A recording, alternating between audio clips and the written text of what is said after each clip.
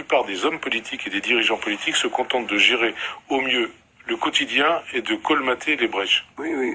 Alors qu'il faudrait agir pour avancer. Ils n'ont pas de pouvoir réel. Ce qu'on vient de voir ont la grandeur d'être élus du peuple. Ils n'ont pas de pouvoir réel sur la société.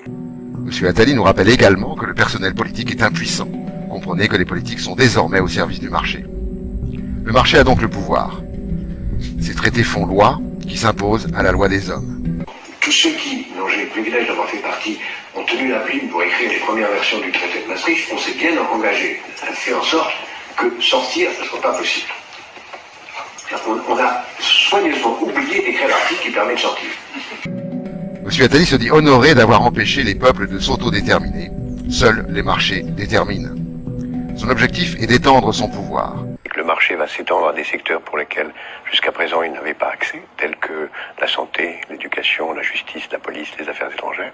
Et en même temps, parallèlement, dans la mesure où il n'y a pas de règle de droit, le marché va s'étendre à des domaines aujourd'hui considérés comme illégaux, criminels, comme la prostitution, le commerce des organes, le commerce des armes, le racket, etc., etc.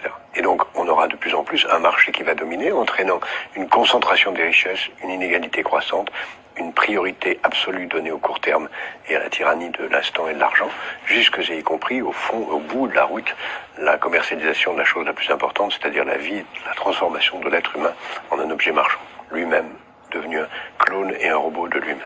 Le président, les ministres sont les seconds couteaux chargés de faciliter la prise du pouvoir du marché. Déréglementer, appauvrir et démanteler les services publics, ouvrir tous les secteurs à la concurrence, détruire les protections des salariés et des citoyens. Il s'agit de livrer au marché les derniers bastions détenus encore par le peuple. Et pour que le peuple fasse silence, aucun gouvernement n'osera plus aujourd'hui revenir sur l'état d'urgence. C'est ce qu'a annoncé Manuel Valls. Aucun gouvernement. Vous nous dites qu'on ne pourra plus sortir de l'état d'urgence ? Non, je pense qu'on n'en sortira plus jamais parce que tout gouvernement qui sortirait de l'état d'urgence donnerait le sentiment d'une faiblesse. C'est malheureusement aussi absurde que le principe de précaution, qui lui-même est excessif, mais dont plus personne ne peut sortir. Donc on crée parfois involontairement des irréversibilités.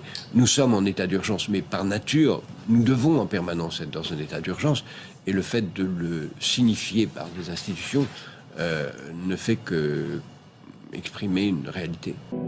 Qui a le pouvoir? Le marché est l'outil qui permet au capital de s'accumuler. Les détenteurs du capital et des propriétés lucratives sont ceux qui ont le pouvoir politique. Ils font et défont les pouvoirs politiques à leur guise, sans que les peuples n'interviennent. Ils ont déjà prévu la succession, Monsieur Macron. J'irai même plus loin.